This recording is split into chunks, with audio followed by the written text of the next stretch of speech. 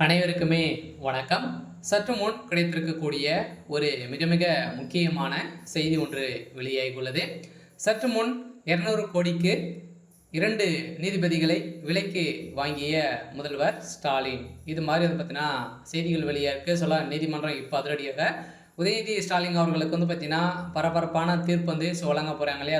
ஏற்கனவே டாஸ்மாக் நிறுவனத்தில் நடந்த ரெய்டின் அடிப்படையில் திமுக தலைமையகம் வசமாக சிக்கிக்கொண்டு இன்னைக்கா நாளைக்கா அப்படின்ற மாதிரி ஊசலாடி வந்திருக்கக்கூடிய நிலையில் இப்போ அதிரடியாக உதயநிதியுடைய நண்பர்கள் தான் இதில் கைது செய்யப்பட்டிருக்காங்க அப்படின்றத நிரூபணமாகி இதில் டாஸ்மாக் நிறுவனத்தில் நடந்த ரெய்டில் 1000 கோடிக்கு மேலே மெகா ஊழல் நடந்திருக்கு அப்படின்னு தான் நிரூபணம் ஆயிருக்கு இல்லையா. மீண்டும் 2வது முறையாக நடந்த ரெய்டின் அடிப்படையில் இது நிரூபணமாகி இப்போ உதயநிதி ஸ்டாலின் அதிரடியாக கைது செய்யப்பட போகிறாரு அப்படின்ற மாதிரி வெளியே இருக்குது. இருந்தாலுமே ஏற்கனவே கைது செய்யப்பட்டிருந்த நிலையில் இப்போ இந்த வழக்கின் அடிப்படையில் உதயநிதிக்கு எதிராக தீர்ப்பு வர இருப்பதாகவும் அதே மாதிரி உதயநிதிக்கு சார்பாக தீர்ப்பை வழங்க 2 நீதிபதிகளை பார்த்தீங்கன்னா வாங்கி இப்போ முதல்வர் ஸ்டாலின் அவர்கள் பார்த்தீங்கன்னா மாஸ் காட்டியிருக்காரு. இருந்தாலுமே இப்போ நீதிமன்றம் ஒரு பரபரப்பான தீர்ப்பு வழங்க போகிறாங்க. எந்த நல்ல திமுக தலைமைக்கும் ஒட்டுமொத்த கதையும் முடிய போகுது. ஏற்கனவே ஜனாதிபதி அவர்களுக்கும் ஆர் என் ரவி அவர்களுக்கும் இடையே நிறைய பிரச்சனைகள், திமுக தலைமையகம் நடக்கக்கூடிய விதம்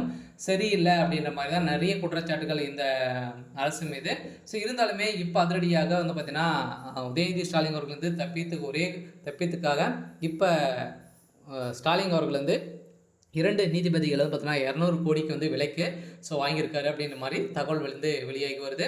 இதை பற்றி இந்த வீடியோவில் நம்ம முழுமையாக பார்க்கலாம். அதுக்கு முன்னாடி நம்ம சேனலுக்கு இப்போ தான் நீங்கள் முதல் முறையாக வந்திருக்கீங்க அப்படின்னா மறக்காமல் நம்முடைய சேனலை சப்ஸ்கிரைப் பண்ணி சப்போர்ட் பண்ணுங்கள். வாங்க வீடியோக்குள்ளே போகலாம். பார்த்தீங்கன்னா ஏற்கனவே டாஸ்மாக் நிறுவனத்தில் நடந்த ரெய்டின் அடிப்படையிலும் அதே மாதிரி திமுக சார்ந்த அமைச்சர்கள் அனைவருமே நடத்தக்கூடிய விதம் பார்த்தீங்கன்னா அனைவருமே மெகா ஊழல் சிக்கியிருக்காங்க இல்லையா.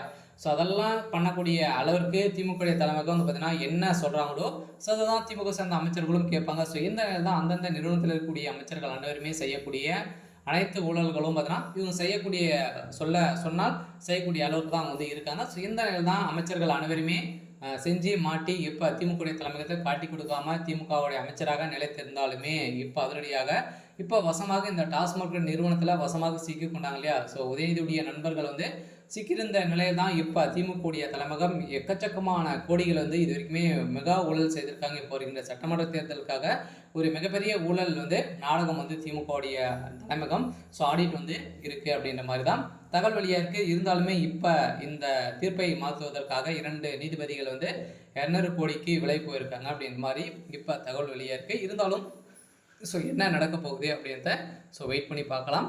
இது மாதிரி செய்திகளை தெரிஞ்சுக்கணும் அப்படின்னா மறக்காமல் நம்முடைய சேனலை சப்ஸ்கிரைப் பண்ணி சப்போர்ட் பண்ணுங்கள். தேங்க்யூ.